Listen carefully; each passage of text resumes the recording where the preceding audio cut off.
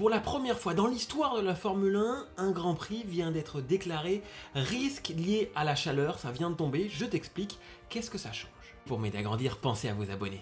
Alors déjà, il faut savoir que c'est un nouveau dispositif avec comme objectif principal protéger les pilotes, parce que ce sera la première fois que ce dispositif sera instauré, c'est la FIA qui l'a mis en place, suite, souvenez-vous, au Grand Prix du Qatar en 2023 où plusieurs pilotes étaient tombés dans les pommes, s'étaient évanouis à l'issue de la course tellement il faisait chaud.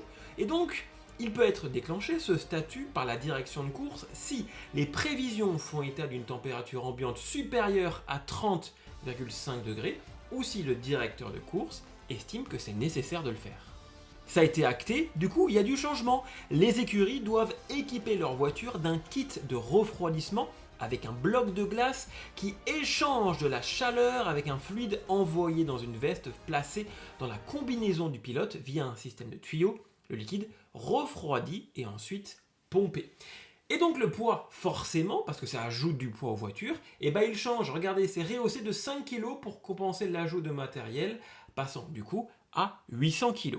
Malgré tout, les pilotes ne sont pas obligés de l'utiliser. Le kit doit lui être obligatoirement monté et obligatoirement en état de fonctionner. En revanche, chaque pilote est libre de l'utiliser ou non, et de porter une veste réfrigérante ou non. Si le choix est fait de ne pas l'utiliser, un lest de 0,5 kg est alors obligatoirement ajouté dans le cockpit pour compenser et maintenir une équité pour l'ensemble de la grille. Bref, c'est une bonne chose parce qu'on sait qu'à Singapour, c'est le Grand Prix le plus difficile physiquement, peut-être avec celui du Qatar, chaque saison. Et donc ça, c'est une bonne chose, ça permet de protéger les pilotes. Parce que vous aussi, vous pensez que c'est une bonne idée, j'attends votre avis dans les commentaires.